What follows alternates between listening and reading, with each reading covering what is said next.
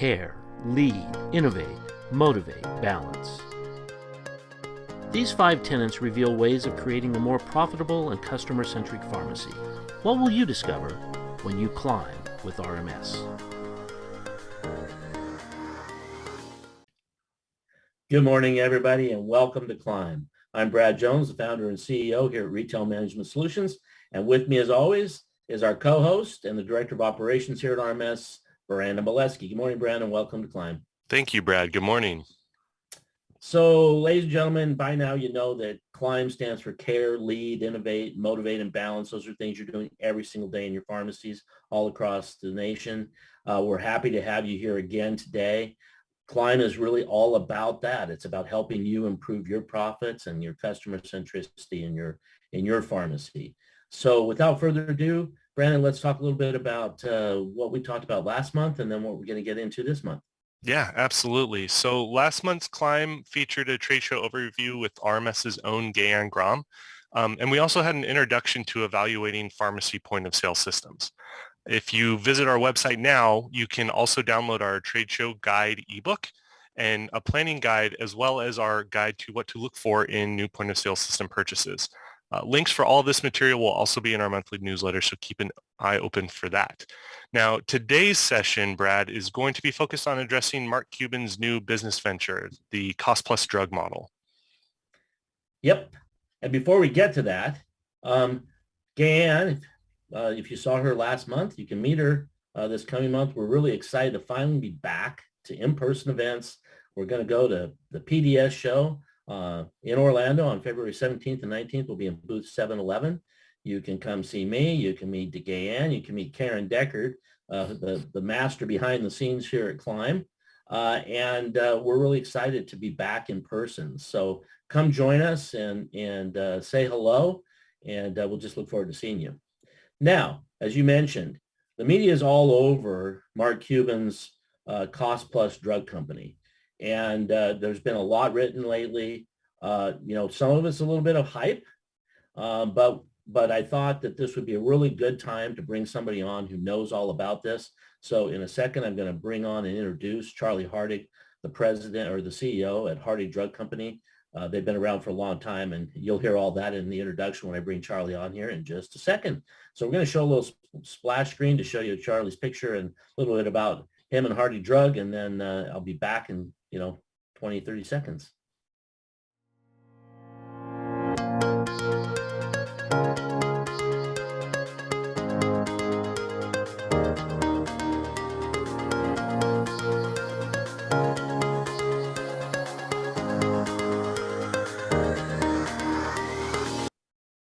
Welcome back, everyone.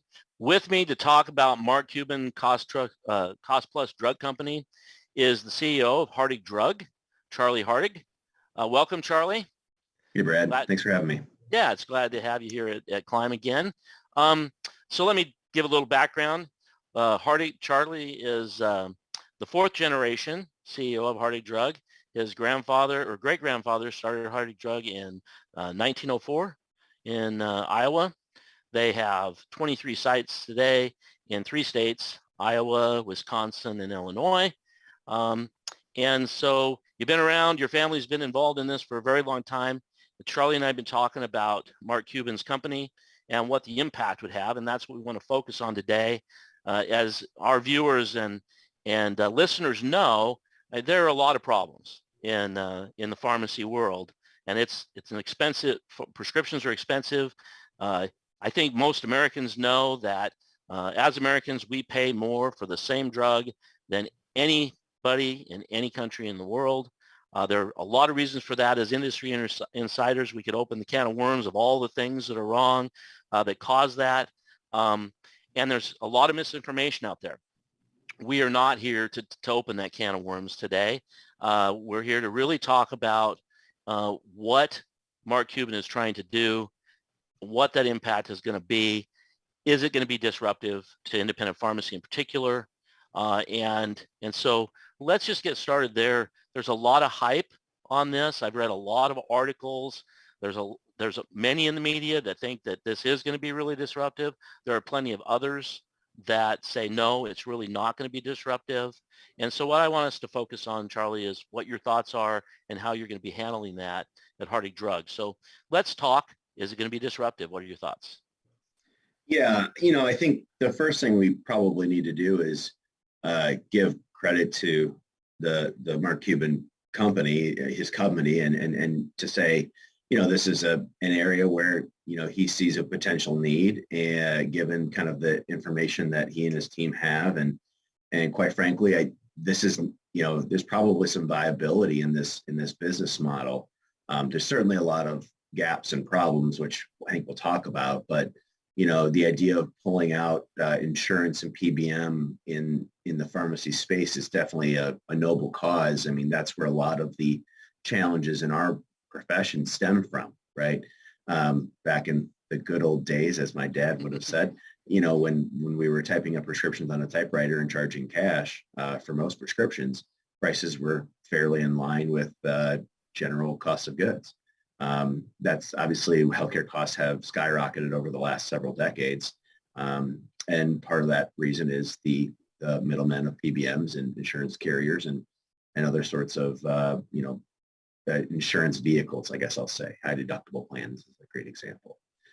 So I think the idea of offering a cash, simple mail order solution is not a bad one. That said, I don't think it's very new. PillPack and Amazon are in that market. Discount cards and other mail order groups have been in that kind of market as well. Even GoodRx, you could argue GoodRx to some degree is kind of trying to drive an affordable cash, quote unquote cash amount or payment from patients. So there's definitely probably the need for it. But I would tell you that I don't think necessarily these types of organizations and new business strategies are really anything all that new. It doesn't make it any less dangerous or competitive for independent pharmacies, but it's something that I think independent pharmacies have been dealing with and combating, and probably fairly successfully so over the last several years. Hartig Drug has strategies in place to kind of work through these cash or cash plans like the Mark Cuban plan or the Amazon plan or when we really started, it was the $4 Walmart list. I mean, that's really the same type of problem. So when you see what Hartig has done in the past and you see other independents, I mean, a lot of times we'll price match or create our own $4 lists for medications that we can meet and match. And we still do that today. We still have 30 counts of omeprazole for us for that, and it's at $4. And we compete with groups like Walmart and Hy-Vee on a daily basis on that plan. And so to some degree, the Mark Cuban cost plus drug model is really not that much different. Well, and it's interesting because I think depending on which article you read or which headline you read, it varies in the details.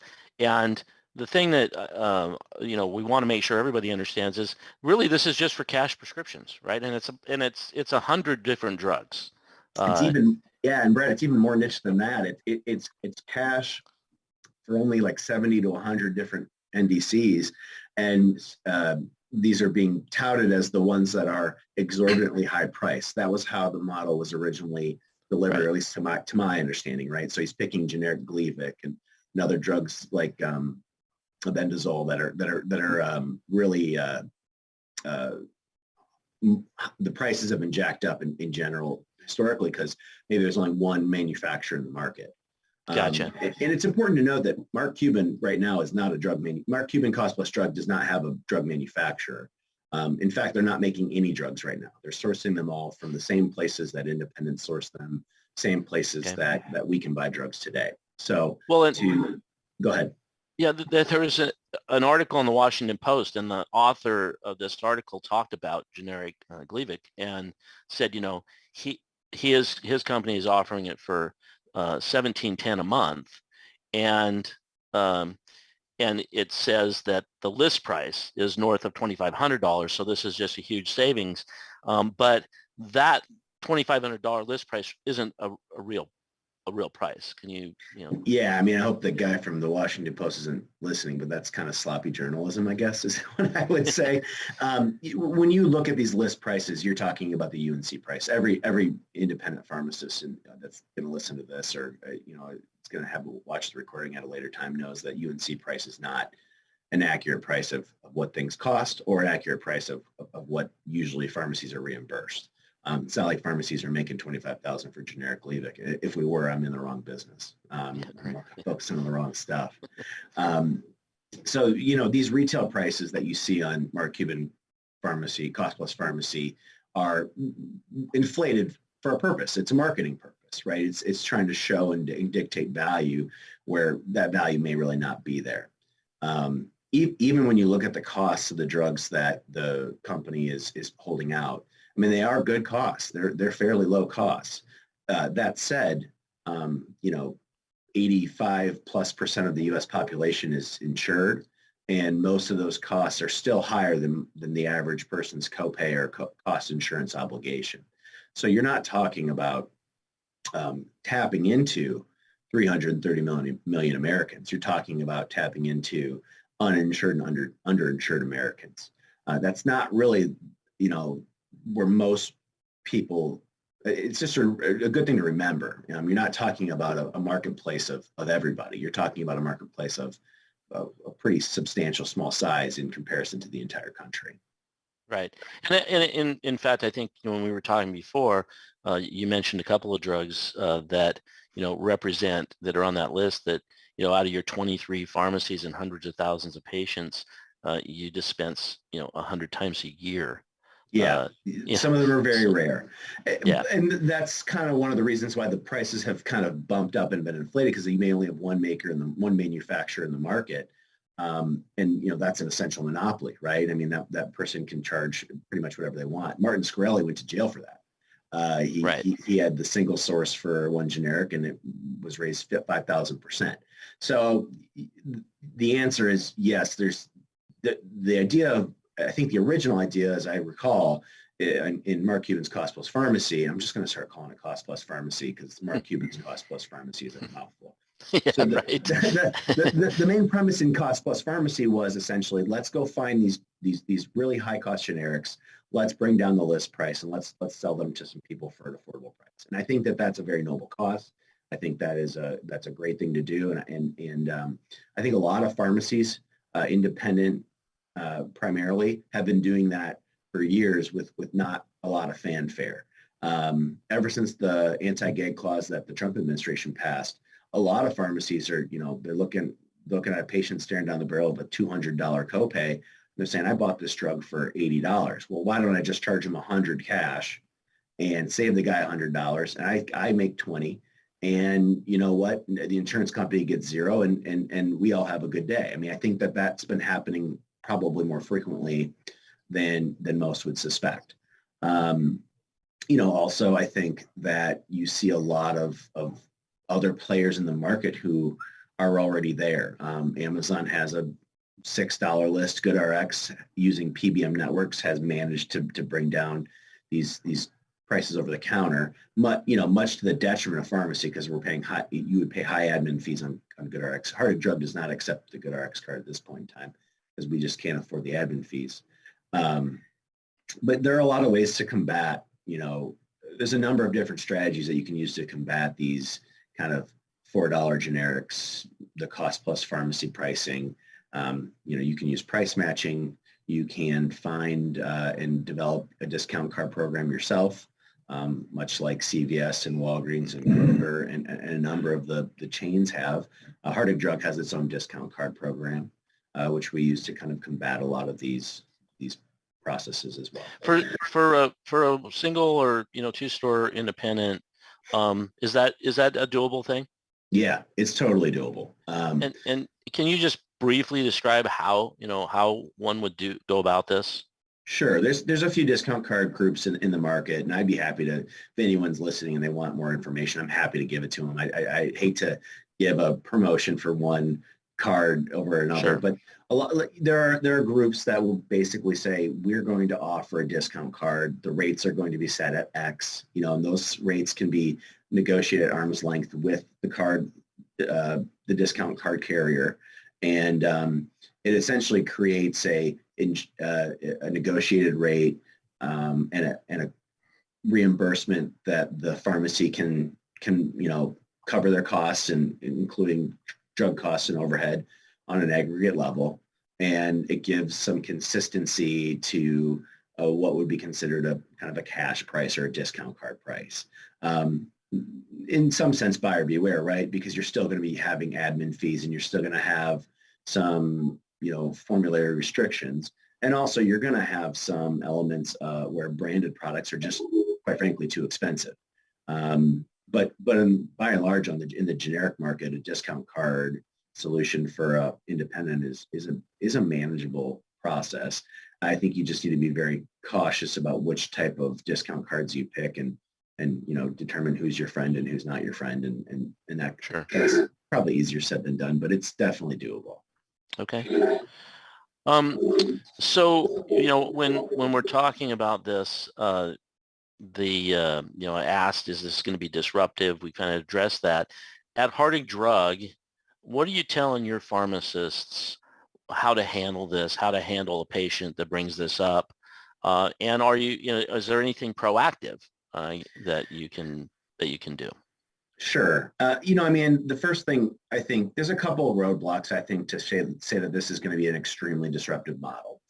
The first is just the number of drugs, right? So you're only going to have 100 SKUs of medication or 100 NDCs. And, most people who are on medications over, 55 or 60, I think the data suggests that they're on 4+. The likelihood that all 4 of those are going to be the 100 that Cost Plus Pharmacy carries is very, very low. Same happens at the $4 list for the Walmarts and the Walgreens of the world, and the same happens in Amazon land. Just the reality is they're not offering all these drugs at these low prices. They're just advertising the ones that are low priced.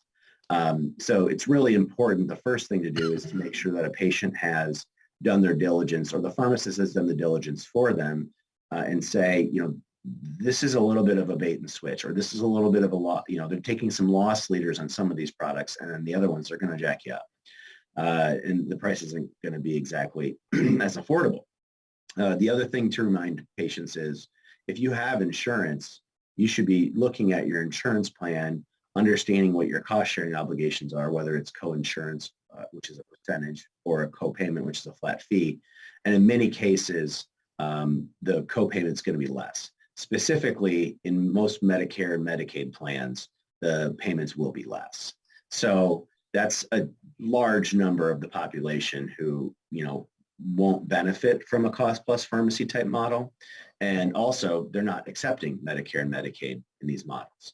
So Right. You couldn't go there if you wanted to.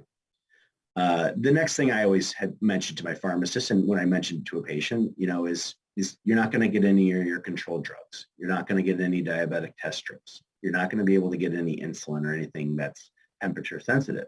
Eye drops, ear drops, all these things. And so, yes, you could cherry pick 1 or 2 medications to go to a cost plus pharmacy, like Mark Cuban's Cost Plus Pharmacy, or Amazon, or another. But you're going to be managing multiple points of care yourself, and many patients just get too confused when they're on if they're on multiple medications. And also, that fragmented care can cause some clinical issues. I was in the pharmacy earlier this morning. I caught a mistake written by a doctor. If one of those would have gone to Cost Plus Pharmacy and one goes to my pharmacy, that interaction might not have been caught. So there's some legitimate clinical concerns about fragmenting care as well. And I understand people need to watch their pocketbooks, especially in kind of the world we live in with inflation and the economy where it's at today. But at the end of the day, there is some legitimate value for keeping your prescription medications in one spot. And any pharmacist, chain, PBM, retail, hospital is going to tell you that too. And I think that brings me to that, what can independent pharmacists do to educate their patients? And can we be proactive as an industry in educating on this type of thing? Yeah, so I think the first thing pharmacists should be doing, is addressing, requests to transfer directly and accurately. So if someone says, well, I've seen this cost plus pharmacy, can you transfer my prescription there? Or can you get my doctor to send me a new prescription there? That is, a great education opportunity to say, are you really sure? How much are you sure it's going to cost? Are you going to get it timely? There's been several times where maybe you forgot to refill your medicine and I can fill it in a day or two, or within the afternoon or sometimes 15 minutes after you call me. It's going to take quite a bit more time to get something processed and shipped from Houston, Texas to wherever you live, right? You also lose face-to-face interaction. The statistics on how many people actually talk to a pharmacist from a mail order pharmacy are abysmally low, like point something percent. You're seeing a pharmacist every time you walk in when you receive your prescriptions. And not every person really appreciates that interaction every time.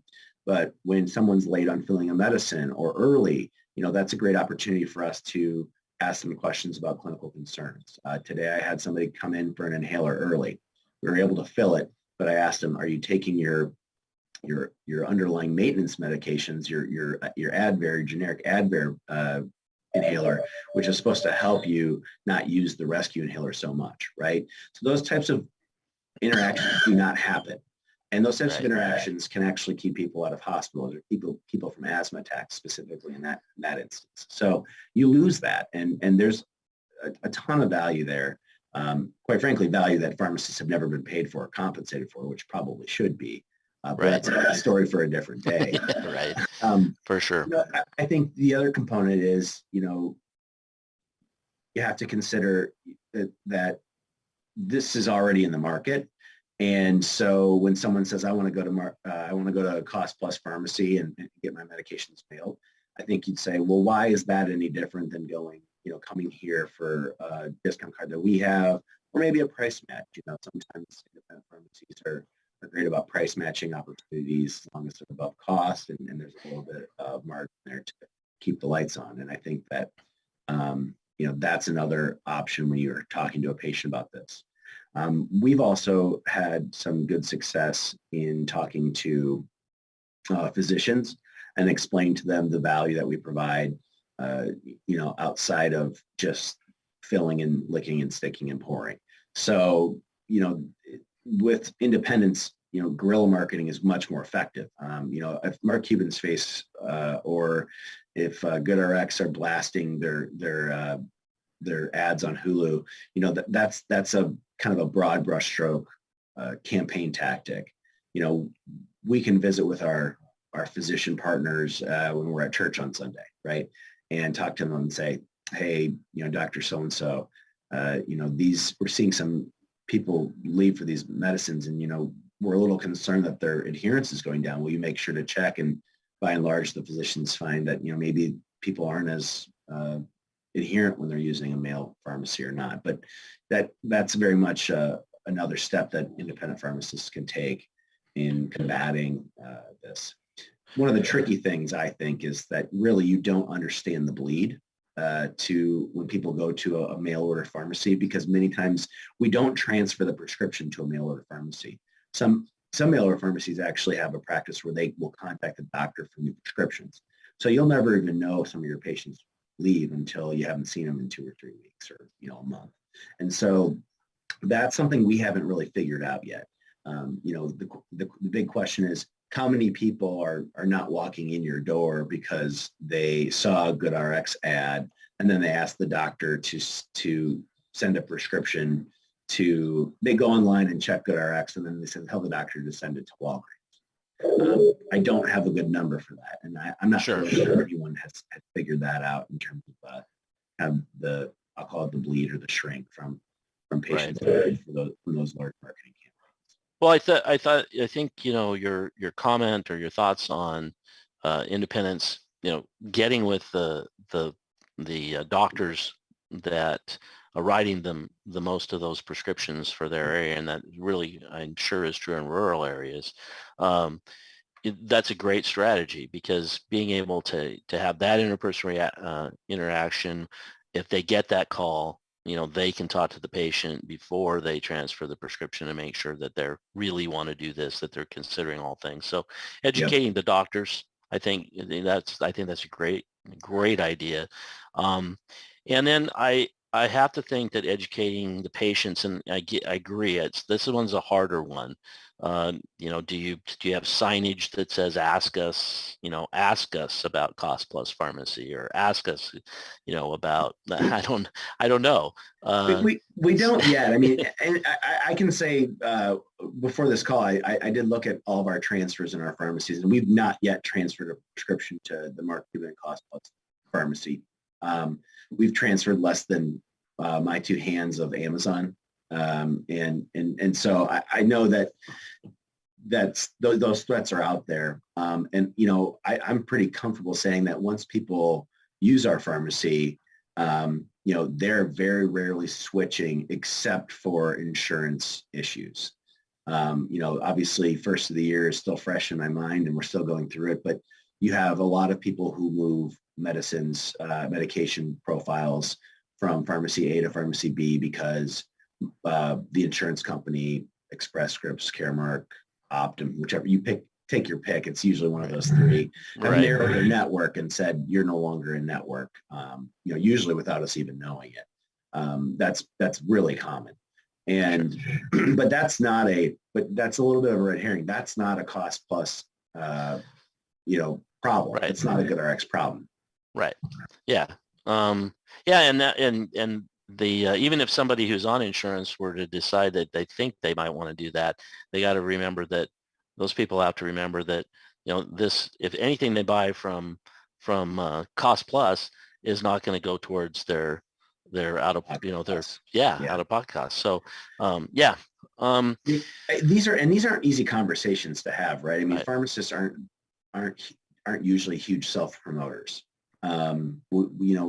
We're a pretty quiet bunch when it comes right down to it. And it's much easier to frame the conversation about care and fragmented care. And it's also much easier to frame the conversation about access and having access to your pharmacist and having a pharmacist who actually is knowledgeable about your disease states and what you're taking.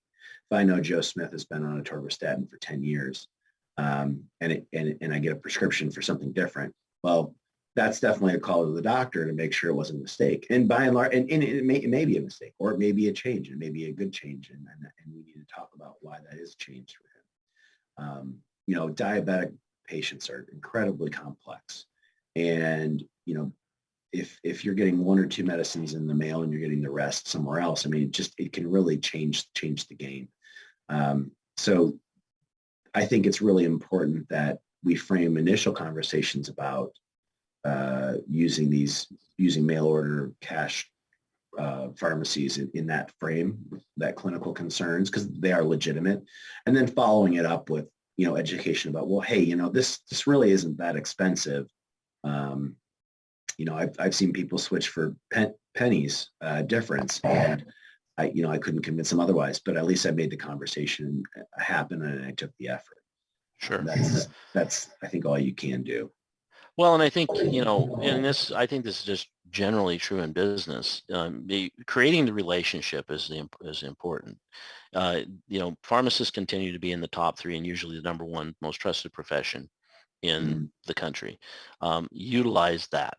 Utilize the fact that you're highly respected and trusted, and, continue to engage with patients. It is so much more than filling, moving tablets from one bottle to another bottle and slapping on a label, right? It's so much more than that. And I think pharmacists absolutely have to, whether they like it or not, they have to engage. And even if you're not getting paid for it, kind of the pay is that you get to keep the customer.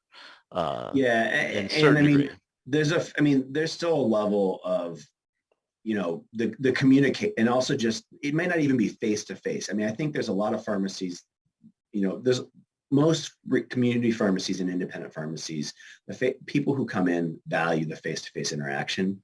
But even more so than that, it's the little things. It's the communication. It's the, hey, I have to, can you deliver this? And this, yeah, we can deliver. But, well, I'm out today. I need one by 6 p.m. Can someone drive it over, before? Maybe you have a technician who lives 2 blocks away and she's leaving at 4:30. She's like, well, I'll drop it off, right? I mean, those little tiny, those little tiny changes in convenience and service-oriented tactics sound so, so nominal. But when, it's all coming via UPS or FedEx or USPS, and it gets there when it gets there, and a hub shuts down for 2 days because everyone's got Omicron, COVID, or FedEx distribution centers backed up. I mean, there's a lot of processes in that chain that can go wrong. Certainly things go wrong in independent pharmacy as well.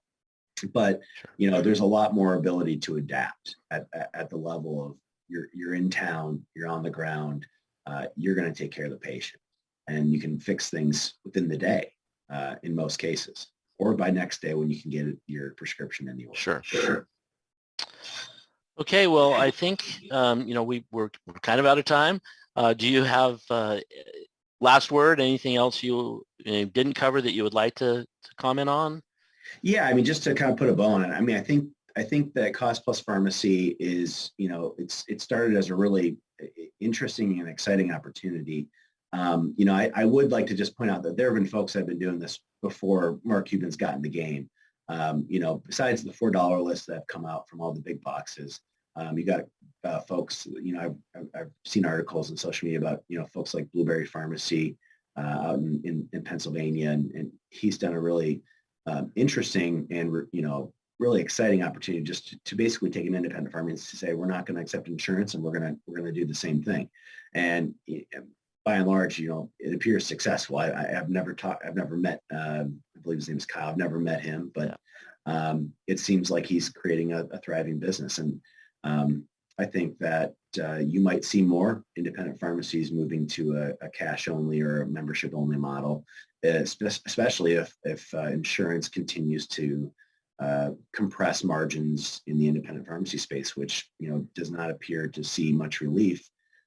Albeit we'll see a lot of changes at the state level with the Rutledge decision in the Supreme Court, and a lot of states like West Virginia just passed a really great PBM bill, and hopefully that continues. We're trying to do the same thing here in Iowa. Great. Well, Charlie, I really appreciate your thoughts, your time. It's been great, and I hope that you viewers and listeners get something out of this. Don't panic, but don't pretend it doesn't exist. Yeah, I think agreed. I think sticking your head in the sand on this one would probably be short-sighted. I think you still want to have a strategy and start thinking about talking with your staff and saying, how are we going to tackle, kind of the good RXs, the Mark Cuban cost plus pharmacies, the Amazons. I mean, it would behoove you to at least have a plan. We have a plan. I wouldn't say we execute it perfectly every time, but we have a plan, and we try to do what we can do to keep patients happy, to save patients money, and to make sure that they get the care that they need, care they deserve, really. Right. Okay. Well, thanks again, Charlie. Have a terrific day, and hope to have you back soon. Yeah. Thanks, Brad. Bye-bye, everyone. Have you settled for a limited bundled-in POS because you aren't sure what's compatible with your pharmacy management system? At RMS, we've developed a revolutionary integration portal, and our state-of-the-art POS solutions integrate with over 30 pharmacy management systems. Unlock the door to powerful, cutting-edge point-of-sale functionality, no matter which pharmacy management system you want to use. At RMS, the choice is always yours.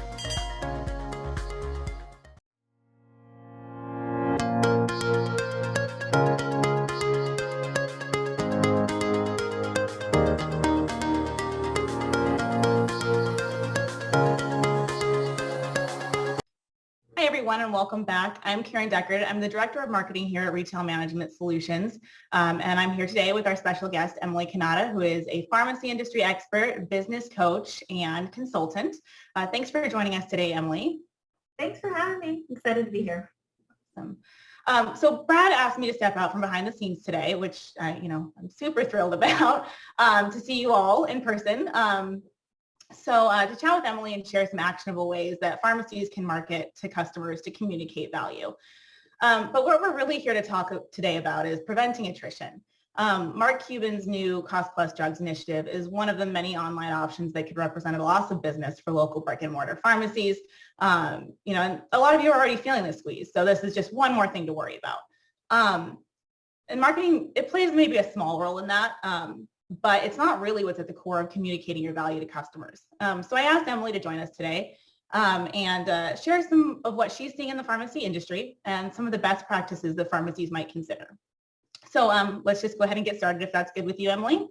Absolutely. All right. So, the message that I'm hearing across the country is there's a really vastly different way that people are understanding or concerned about Mark Cuban's Cost Plus Drug Company. I have heard people in the it's a game changer arena, and then I've heard others that are like, whatever, it's another Amazon, who cares? It's not going to affect my business. So it kind of depends on who you're talking to as to the reaction that you get. So I would definitely say that overarchingly, right, it's a noble cause to want Americans to pay less for their prescription medications. I think that is, without a doubt, we can all agree that that is a noble cause and an important cause, and something that your local pharmacist has been fighting that fight for you since the whole PBM situation started in the 90s. So pharmacy benefit managers are ultimately the biggest issue, but I do not recommend creating a campaign to educate your customers on pharmacy benefit managers. It's going to be spin your wheels, and they're not going to get it anyways. So that's not a solution we're going to offer for you today, is to educate your customers on PBMs. But you definitely don't want to wait for the conversation to come to you, right? I would recommend that you prepare for it. You know what your message is, and you communicate it clearly. So making the plan, what is the value that you bring to your customers that any of these, Mark Cuban's company, Amazon, what's the value that you bring that they cannot ever bring? So know what that is and be able to communicate it clearly. You want to understand that message, and you want to be able to have everybody on your team have a unified message around that. So come up with your plan of what you want to say, educate your team first, and then come up with a plan of how you plan to disseminate that information to the public. Is it going to be, that direct messaging, which we're going to talk about here in a little bit, or indirect messaging, or a combination? So that's the initial first step. Right, for sure. Yeah, and I think part of crafting that message is really understanding the message that Cost Plus Drugs is putting out there. If you look at their website, if you look at marketing, if you look at, some of the social posts that are out there on people trying to explain it to other people that aren't on the inside, they're really, lumping pharmacies in with everyone. They, the so-called, middlemen, even though that's not the case. And they're really trying to commoditize what a retail pharmacy or an independent local pharmacy does for their customers. So unless you're going to battle on price, which is, that's not the battle I don't think most pharmacies will want to have, if anybody. You have to focus on value and what you bring to the table. So kind of with that in mind, what are some of the ways that a pharmacy might communicate their value as compared with an online pharmacy, without directly approaching it? Or do you think a direct approach is better? Well, yeah, let's talk about direct and indirect approaches, and then we can talk about messaging. Sounds good. So I think, a direct approach would be having a sign, in-store signage. Ask me about Mark Cuban's Cost Plus Drug Company, or something at the register. I think Brad mentioned that having a sign at the register is a very direct, in-your-face approach. That might work for some. If attrition is a huge problem and you see customers going out the door, that could potentially be an approach you want to take. But maybe not, right? Like that might create more attention towards the program than would normally have occurred. So keep that in mind. If there's a lot of buzz in your community, maybe you want that type of in-your-face approach, maybe not. Another, directly would be, direct email campaign, sending out newsletters, social media posts, on all the various social media platforms that your pharmacy utilizes. And then of course there's the indirect approach, which is the message that you want your team to send to your customers, making sure they're comfortable and they're confident and can answer some of these questions. Or if maybe it's not a technician that you want to answer some of these questions, maybe it's setting up an appointment so they can have a medication review with the pharmacist. But have that plan of how you want that indirect communication when it happens. You want the plan of how to handle it and how to address it. And or a combination of all those things, right? Like that's also a way to approach it, is quiet confidence as well as direct and in your face. So switching from the direct or indirect approach, I definitely think the messaging, you want to understand what your value is. Like, what is your unique value proposition? What makes you better than Amazon's pill pack? What makes you better than, the GoodRx coupon cards? What makes you better than this cost plus drug company? And that should be a laundry list, right? We know what that is, but do your customers know? So is it your medication synchronization program? Is it the fact that you can deliver directly that day to your customers? Maybe it's a customer loyalty program or a discount card program that you already have. Maybe it's nutrient depletion. I mean, the list kind of goes on and on and on as to what makes your service better than an online impersonal pharmacy. So, but know what it is and make sure your team knows what it is. Also, what's really important is that you have the relationship with the local prescribing physicians. Cost plus drug company does not know, nor do they care who your patient's customer or physician is. So educate your customers on that fact that Dr. Smith down the road, and you'll be able to pick up the phone and call him, and he'll actually take a call. So coordinated care is very important, especially if you have any serious health conditions, right? It's much better than fragmented care. And I know Chris had mentioned that in the previous segment. Showcase that. Divvying up your prescriptions and getting one or two piecemeal from place to place, I mean, that can be very dangerous depending on what your medical issues are. And then, of course, the access, right? Accessing your pharmacy or your pharmacist for any questions, accessing your medications. I mean, that is something that you have in your neighborhood versus a mail order pharmacy coming, I think, out of Texas. Also, you can strategize and talk about that, the medical history of your patient and their families. That is not something that cost plus drug is going to know about. So, understand that and the importance of that. You might also currently offer a cash option. I've worked with several pharmacies that currently have a very successful cash program currently. And, now that you can actually talk about those sort of things, that your cash price is better than the insured pricing, utilize that and educate your customers that you have a cash program currently. And also, there's definitely an opportunity here, right? You are the expert, you are the caregiver of these customers. So offering a full, complete medication review is going to allow you a couple things. If you're already doing medication synchronization, you're doing these medication reviews for them.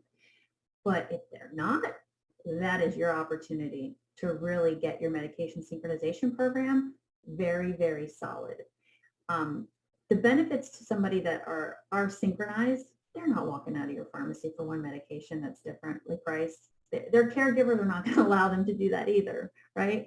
So definitely use this as an opportunity to increase and improve your medication synchronization, which is going to allow you to therapy optimize. Because there could be a medication in the same drug class that's much less expensive for that patient that is just as beneficial to them. And you could recommend that and just even eliminate that expensive drug, right? So therapy optimization, medication synchronization, that's going to allow you to have some more stickiness factor and to get to know your customers even better. So use this opportunity. What a great way to really show what you can do as a pharmacy. Cost Plus is not going to do that. Right.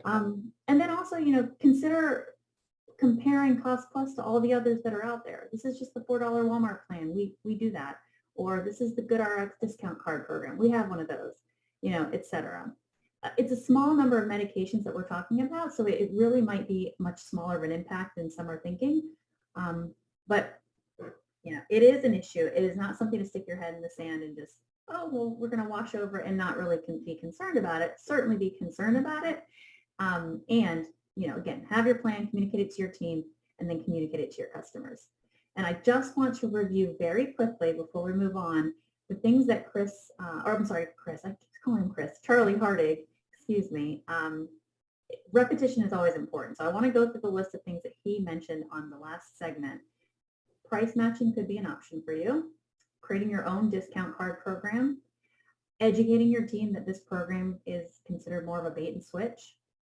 Educate your team that this program is really not for anyone that's insured, because your copays are typically less than what they're going to offer you the medication at cash price for. Plus, anyone that's on Medicare and Medicaid, they don't even take those.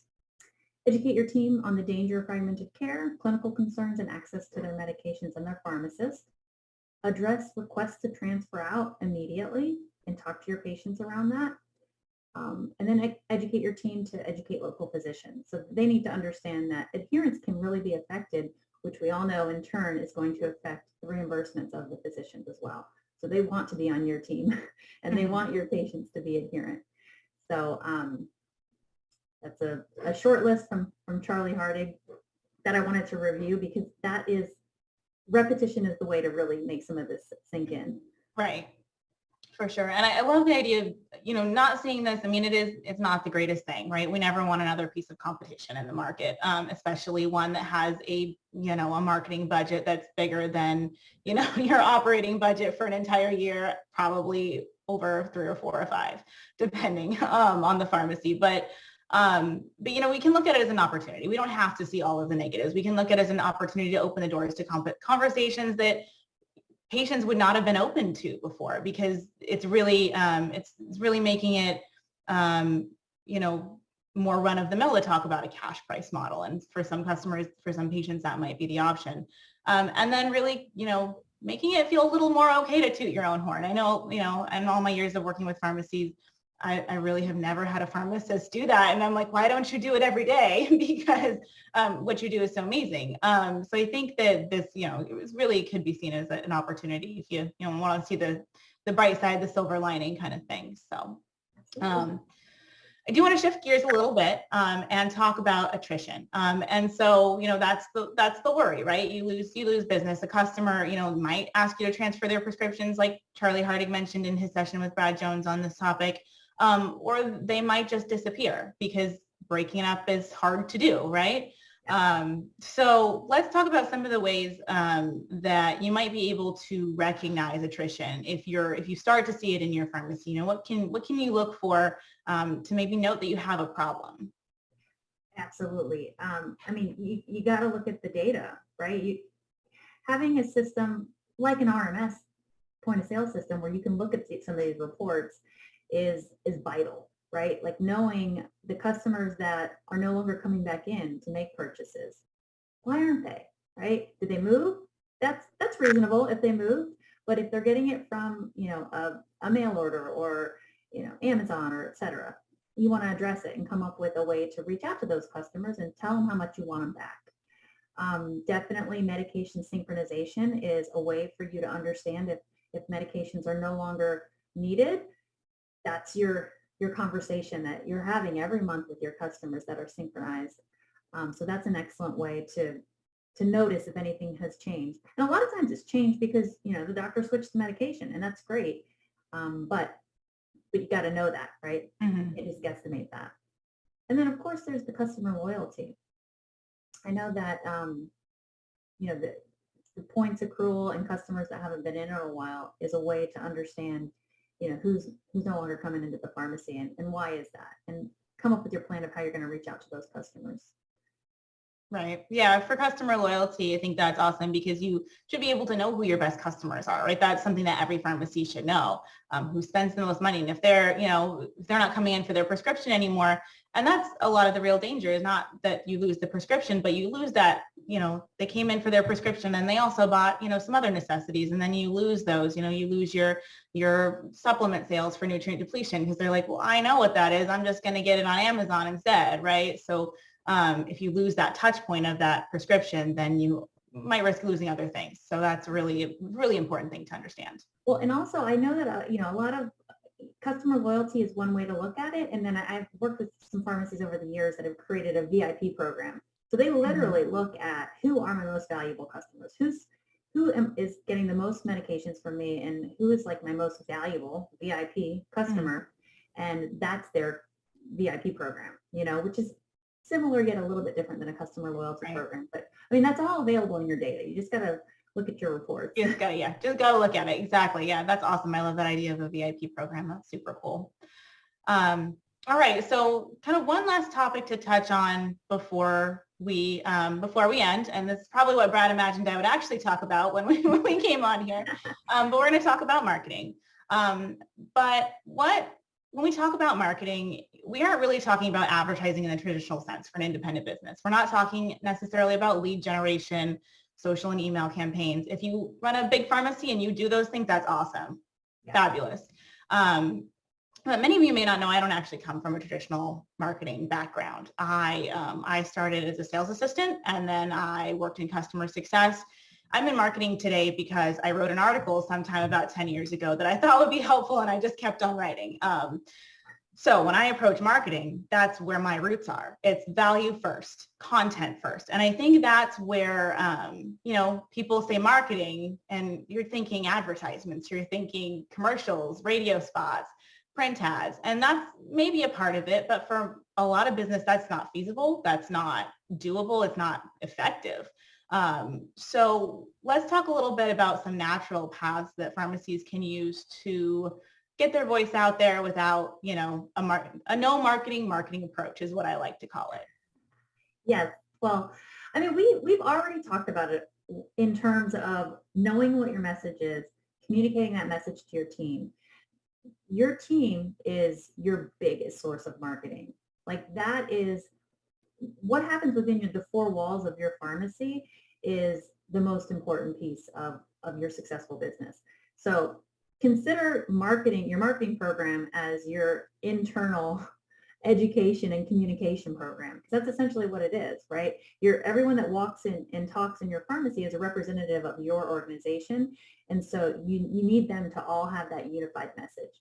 And we already talked about that. So that's essentially, the first and most important step is having your team understand what is our message, what value do we bring that this cost plus drug and et cetera, fill in the blank, can't overcome on us.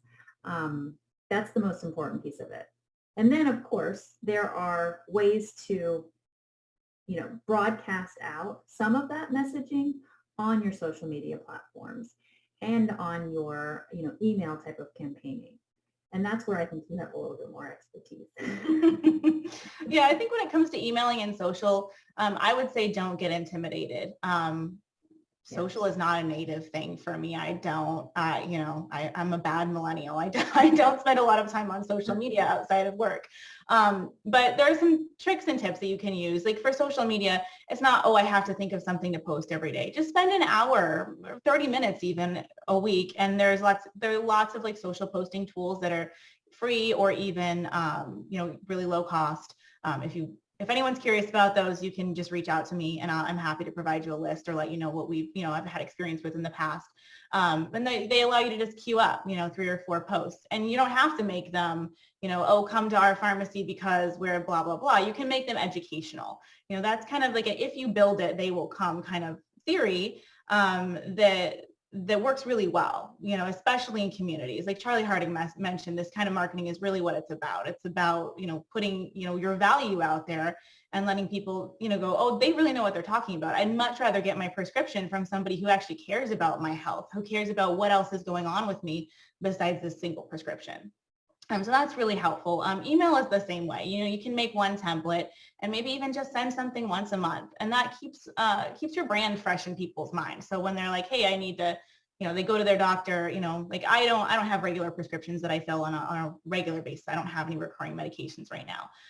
But if I go to my doctor and they say, well, you need, to get this prescription for this thing, what's going to pop into my mind first? Obviously for me, it's going to be my local pharmacy because of what I do. But, if my friend or, family, who's foremost in their mind? And if you've sent an email, if you've been on their social feed, then they might think, oh yes, no, don't send me to Walgreens. Send me to, send me to Sammy's Pharmacy. That's the local pharmacy, one of the local pharmacies around here in Olympia. So I think that's just valuable to do, but don't worry about spending so much time on it.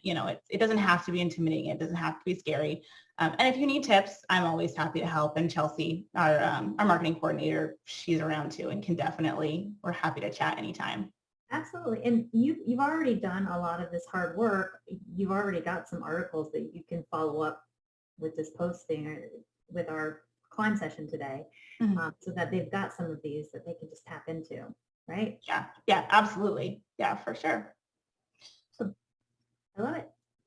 Okay. So go out there. I think everybody, the message to take away is know your value, communicate your value to your team first, and second, communicate it to your customer base.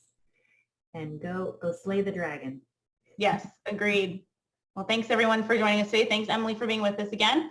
And we'll see you again soon. Batch multiple prescriptions into a single bag in WillCall. Then scan one barcode at checkout. No forgotten prescriptions, no wasted time, and best of all, WillCall by RMS is crazy easy. Well, thank you all for joining us today. As always, keep an eye open for the Climb newsletter coming to you from Karen. As I mentioned, it'll include links to all of those new guides and ebooks. As always, also, please remember to share the event, share the video, share the podcast. All of this content is great to get out there, and we would love to have new people join us. Stay tuned for AfterCLIMB today. We'll be covering a WillCall application with some recent additions and changes there. Yeah, and I'd just like to add thank you as well. Come see us at PDS if you're going to be there 17th through the 19th. We're looking forward to being there ourselves. And then we're going to be at a lot of trade shows this year. So we're going to a bunch of buying groups and all the major wholesalers. So lots of opportunity to say hello to you. Let us know. We'll keep you posted as well. Thanks again. And I'll be back in just a second for AfterCLIMB.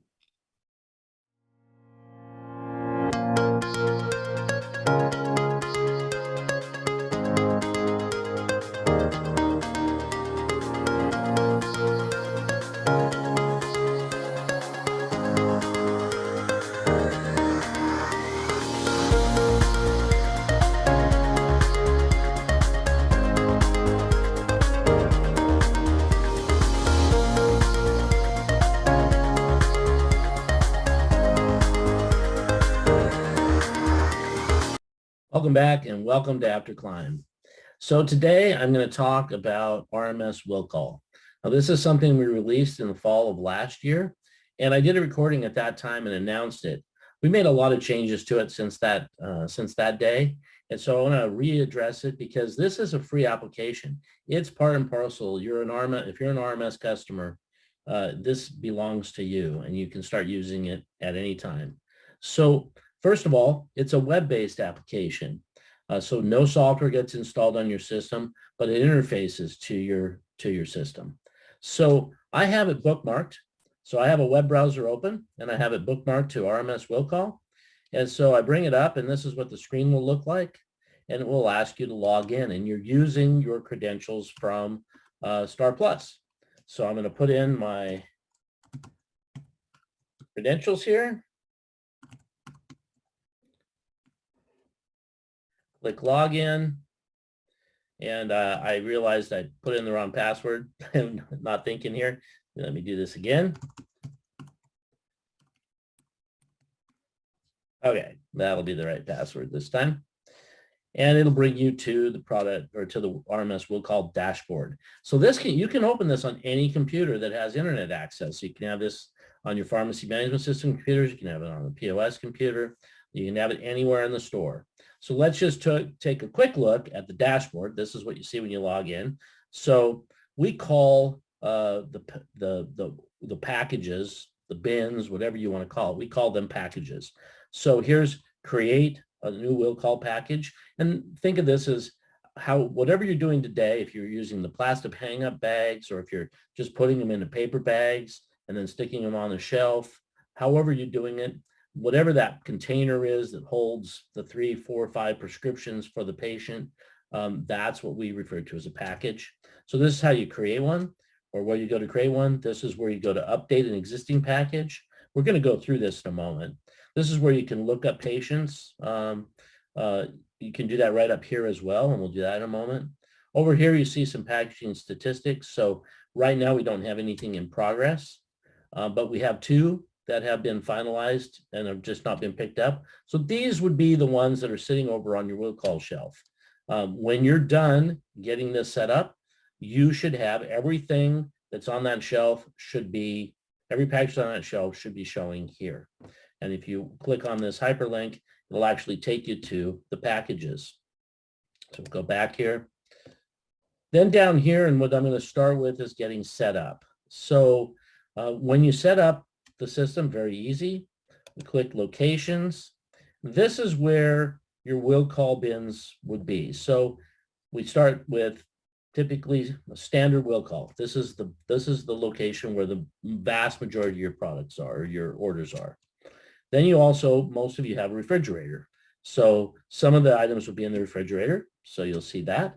And then in some cases, I've seen where stores or pharmacies have oversized items that are in WillCall, and they have a little oversized section. So I've set my system up with that. You can click create new and create a completely additional one. You can delete these, edit, whatever you'd like to do. Very simple, quick setup. Containers. So containers, this is the container that holds those prescriptions. So for those of you that are using the hang-up bags, what we would do is have you print barcodes, which you can do. You can see here, you can click print barcodes, and you can print them on an Avery label. Here's an example. This is an Avery label sheet. Let's see if I can get it to not blur, but I guess it's blurring. But this is a sheet of labels that you can print, Avery labels. That holds 30 barcodes. You can print those, and then you can do however many sheets you have the plastic bags for, and simply attach that barcode to that bag. And now when we create the order, you'll scan the barcode on the bag, and then you'll scan the items, the prescriptions into the bag. We refer to those as containers. Now, for those of you who are just doing paper bags today, and they're not reusable, then you can create sheets, lots of sheets of labels of, say, let's start with 100 sheets of labels, 30 labels each. So that would give you 300 orders. You can print those on your printer with these Avery labels. And then as you take a paper bag to put prescriptions in it, you simply tear the label off the sheet, put it on the bag, and it's just a one-time reused label. When you need 300 more or 500 more or whatever it is, you tell create sequence, and then you tell it where you want to start, label 500 to label 1000, click create, click print, and you're done. Simple as that. Now you can just use the paper bags that you used before and put everything on the shelf. So now that brings the question, why? Why would I even bother with this?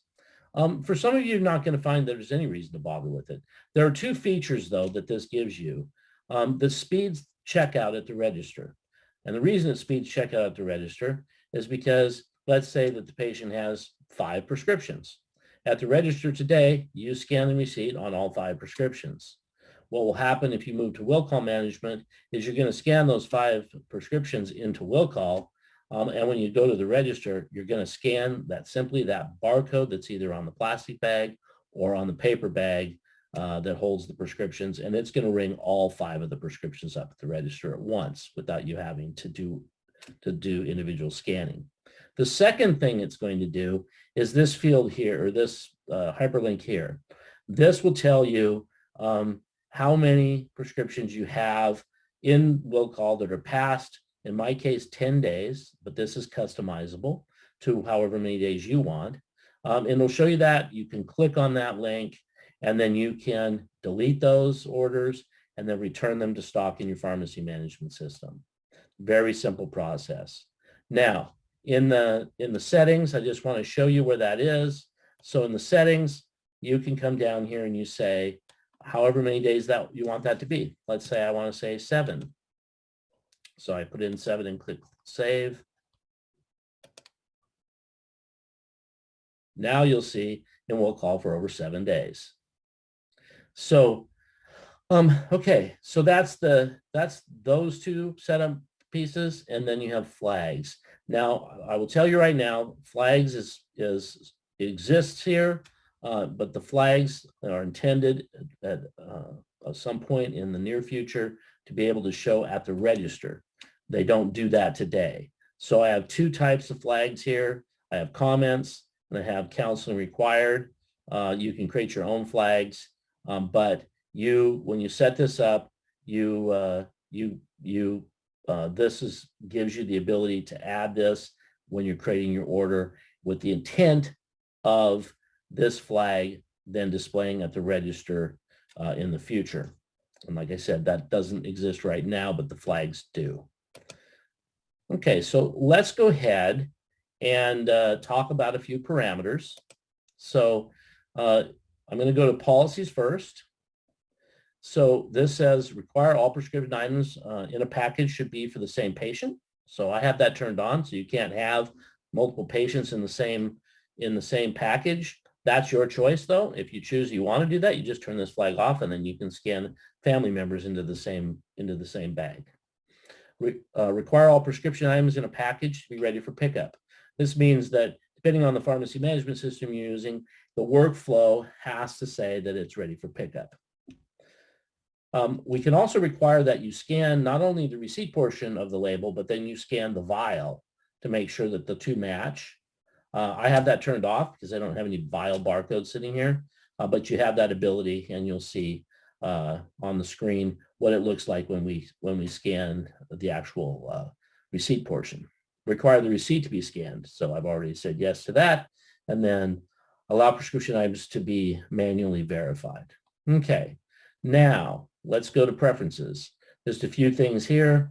So the first one is when selecting the WillCall location, and remember that's standard WillCall, refrigerated WillCall, or oversized packages. You require that the person chooses. You don't give them a default. They have to go from the list every single time. You can use the default to the previous selection or default to the selected location. So since the majority of the time it goes to standard WillCall, I'm going to have it default so that it goes to standard WillCall. You may choose that you want to make them choose every time, and that's fine. No, that's not important for you to know. I already showed you this packaging statistics, the maximum days in WillCall before it moves it to that other screen or that other list. And those are really the important ones for you. You do have the ability also, if you want to do birth date verification, you can do that. You can also set the format for that. Okay, so I didn't change anything here. Let's go back to home and let's create a package. So I'm going to click create WillCall package. Now, if you're using the plastic hang-up bags, you'd grab one of those bags. You'll scan the barcode. If you're doing a paper bag, then you'll put a barcode from your labels onto the sheet or onto the bag, and you'll scan that. So let me go ahead and I'm going to scan a package. This is and then it immediately asks me to scan the barcodes of the prescriptions. So let me scan prescription barcode. And you see as I scan them, they come up here on the screen. The receipt gets a red check mark that we rescan the receipt and everything looks good and the status looks good. I'm going to show you in a moment what a status that doesn't look good. It'll be a red X. And right now we can finalize, but when you have a status with a red X in it, the finalize will gray out, as you'll see. If you want to look at more detail, you can click here on status. It'll drop down and show you the refill number, the status is ready, the time, date and time stamp, the date of birth, the phone number, mobile number, address, the receipt that was scanned. And then if we had scanned the vial, you'd actually see a column here for vial between receipt and status, and it would have the actual text that was scanned from the vial. You can, at this point, you can delete this, but we're not going to do that. We're going to say, okay, this is it. We'll click finalize. And it defaulted to standard WillCall. It can be changed. If you had to put it in refrigerator, you can put it in refrigerator here. We'll click save though. And now you'll see that there are 3 finalized and not picked up. Okay, now I'm going to do, before we go to the till and scan something, I'm going to show you a situation where we'll create another WillCall package.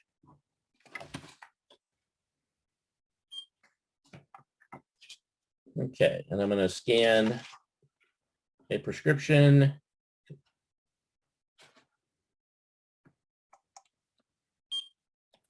Okay, so in this case, this prescription shows a status with a red and an exclamation point. You'll notice finalize, you can't click it. When you click this, you'll see the information, you'll see the error over on the right. Fill is not ready for pickup. So in the workflow process in the pharmacy management system, if it's capable of this, then it's saying it's not in ready status, and you've blocked that with your parameter so that it can't be sold. So now you would have to go back to the pharmacy system, figure out why this is in this status, fix it in the pharmacy management system, and then rescan it.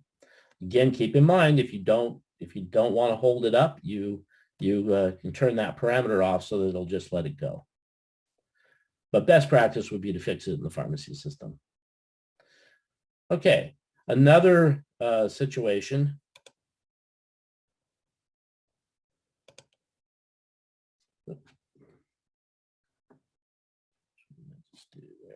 Okay. Meant to delete that particular prescription. So now I want to scan one other prescription into this bin. And this particular barcode I scanned, and it says the item not found. So something is wrong. This could mean the interface has gone down, potentially. This should be a very, very, very rare circumstance. Or maybe you scan the wrong barcode, but something that it doesn't know about this prescription. Okay, so those are a couple of the situations. I'm going to go ahead and delete this package completely. So here are my three orders. Okay, so now we're going to go to the till and sell one of these prescriptions. So I'm going to go over to the till screen. This screen probably looks different for some of you than for others. This is the newest till. The layout has changed, obviously. Now the flip charts are on the right. If you have the old till, when we migrate you to the new till in the coming months, this migration will happen, but your flip charts will look exactly the same. They'll just be on the right-hand side, so nothing else will change. Okay, so I have my system set up to log in before every transaction. So I'm going to put my finger on the fingerprint sensor and log myself in. So let's go ahead and scan one of the barcodes for one of those prescriptions. I scan here. Now I have fingerprint, or not fingerprint, but birthday verification turned on in my system. So that is a feature if you didn't know that. You can also, when you turn on birthday verification, you can tell it whether you want the birthday to show on the screen or not. We did this because some people simply don't know the birthday. It could be a caregiver, for instance. You also have the option of determining whether you want to use just the month and the day, or the month, day, and year. We've set it up for month and day because we also find that people don't know the year of, say, a parent's birthday. So, but most people know the day and the month. So anyway, just a feature that if you want to turn it on, you can. I'm going to type in 0704, hit enter. And now you'll note that it rang up both prescriptions from that scan. So, you know, if you're just doing, when you're doing this at the register and there's just one prescription in the bag or two prescriptions in the bag, did you save much time? Probably not. But when you have those patients that have 5, 6, 7, 8 prescriptions in WillCall, that you really start to see the benefit at the register and speeding the checkout process. I'll go ahead and check this out just so that we can show what it looks like on the other end. Do my signature. Okay. So this does work real time. It's communicating with the system real time. And if we refresh here and my network's got too slow, you'll see that it went from 3 to 2. And so now it's just reduced that real time down to 2 orders. 2 orders. And really everything else is the same. As far as the till goes, the till doesn't care at all whether you use this or don't use it. It just can speed things along, right? If you're doing this in the back end. Of course, they're still getting scanned. So it's just you choosing where you in your workflow process you want to do this. And the other piece, of course, is that you can simply click here and it gives you the list of all of the prescriptions or all of the orders that have been there for more than whatever number of days you choose, in this case, 7 days. The only difference, if I go to this screen right now, there's nothing there. You can see all the fields are here, but there's just nothing there. But it would look just like this particular screen. It's the same exact thing. It's just only the prescriptions have been there for whatever number of days, in this case, 7. And at that case, you would go there, pull it off, and then delete it from this list, and then return it to stock in your pharmacy system. There isn't an interface between WillCall and the pharmacy system to tell the pharmacy system that you're returning to stock. But you simply click delete here, it deletes the package, and then you return to stock in your pharmacy system. And that is WillCall by RMS. If you would like to turn this on, just call our support team and they'll get you set up. And if you have questions, you can send us an email, talk to your customer success manager, just call the support line. Thanks, everybody. Have a great day.